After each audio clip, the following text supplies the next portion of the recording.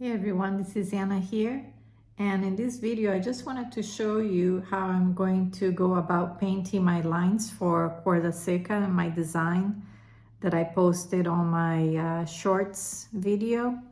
And I'm excited to show you how I made this mixture here, which is I use this as my resist for the line work. So I started out with a 50-50% mixture of black iron oxide, and look what I've used as my oil resist, sesame oil. So I was doing some experiments with different oils, and then because I've heard that some people use olive oil, which I haven't tried it yet, but I had it here in my kitchen, sesame oil, and I said, let me try that. And lo and behold, this is, I tested on a little piece of a tile just to see if it would resist, and it does. I think I'm ready to go. This is my tile here, and I'll probably be rotating the tile as I'm painting. Yes, I'll start here. So I had to do a time-lapse video as this process is a little time-consuming. So the video would have been much longer. But I wanted to just tell you that with the results, I'm very happy with how the glazes turned out.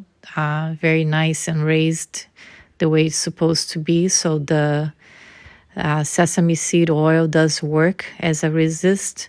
The only thing that I should have done differently was to add more of the black iron oxide to my mixture. So in order to make the lines darker than what they turned out to be, as you see on the results here at the end of this video. But other than that, the colors are very bright, no problems with pinholing or anything else.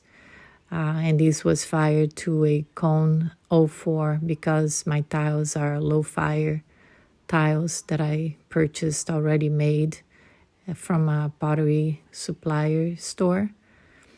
But I'm very happy with it, and I will be making a larger project using 12 tiles, I believe, with a larger design for my house, and I'll be sharing the results with you as well. So this brush I'm using for my line work, it's a liner brush H0 from, I believe it's orientalartsupply.com, but I will put the link on my description below. It's a real nice brush. It flows very nicely with the oil. But I believe any liner brush would work as well because the mixture is very smooth.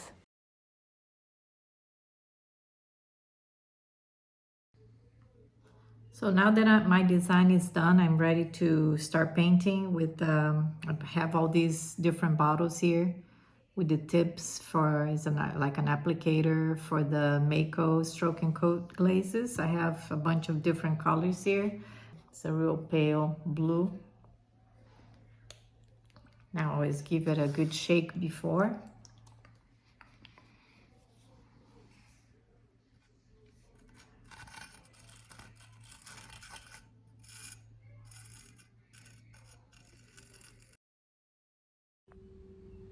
So here I'm just going around my design using the light blue, which is called Blue Haven, and then I'm using cotton white for the clouds.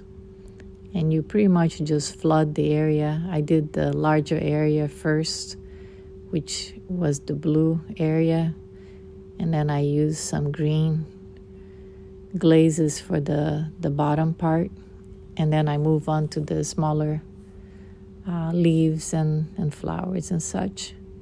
And I'm gonna try to name some of the glazes I use, mostly for your knowledge and also for my own documentation, so that I can replicate the design with the glazes that I used. So for the leaves, I used Leaping Green, which is like a medium green color, very nice. And then Jaded, which is that almost like a green blue glaze. And then the darker green, solid green that you see, the darker one is called Green Thumb. And the light, real light green is Limelight, I believe is the name. But the Jaded is real pretty. I believe it's that one that I'm using now on that leaf. So I try to mix, and that's the beauty of these glazes, is that you can mix as you're doing it on the fly. You can mix them to almost give that marbleized effect of the glazes. So it's not just one solid color. Here on the beak, I used black mixed in with cafe au lait, which is a light brown color. Now for the hibiscus flowers, I used the inside, the darker red is called hot tamale, which is almost like an orange red color. And then for the outer part of the petals, I used Pinkaboo, which is a real pretty pink. The one that I had, which I didn't realize when I bought it, is a speckled Pinkaboo. I didn't realize it was speckled, but it worked out pretty well. But they also have the Pinkaboo, solid pink. And that's what I'm using here on the outer part of the flower.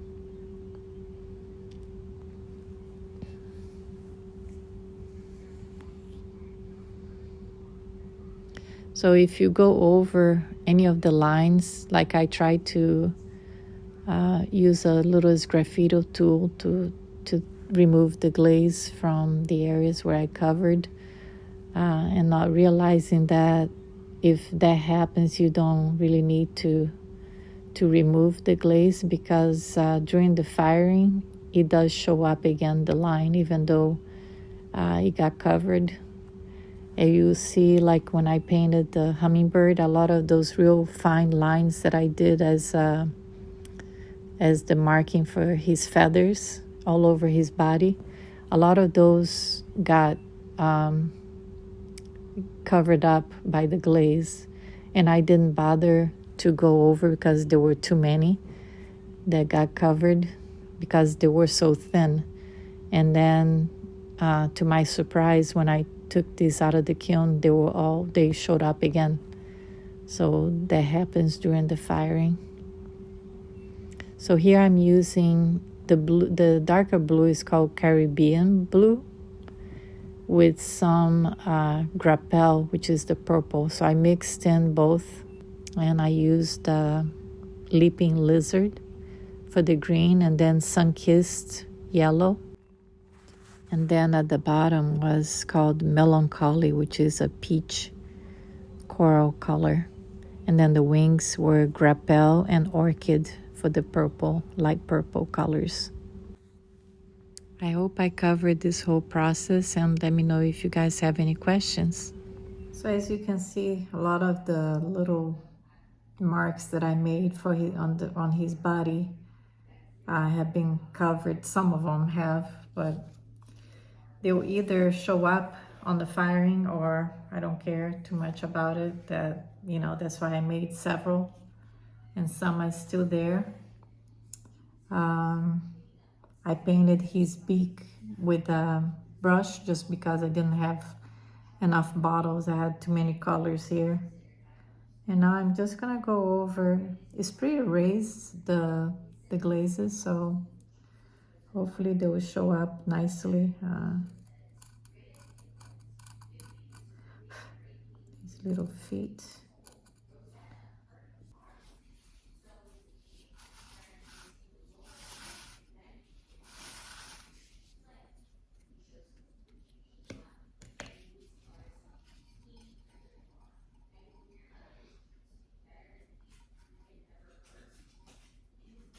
So we'll see the results pretty soon.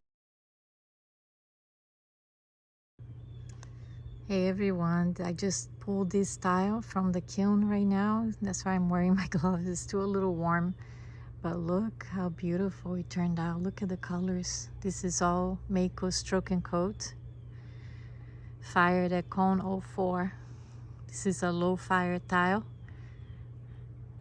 Just wanted to show all the detail.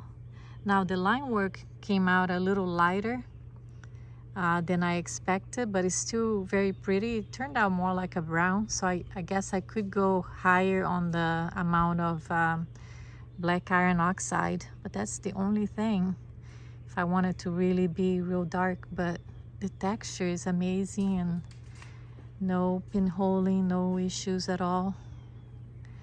The colors are very pretty.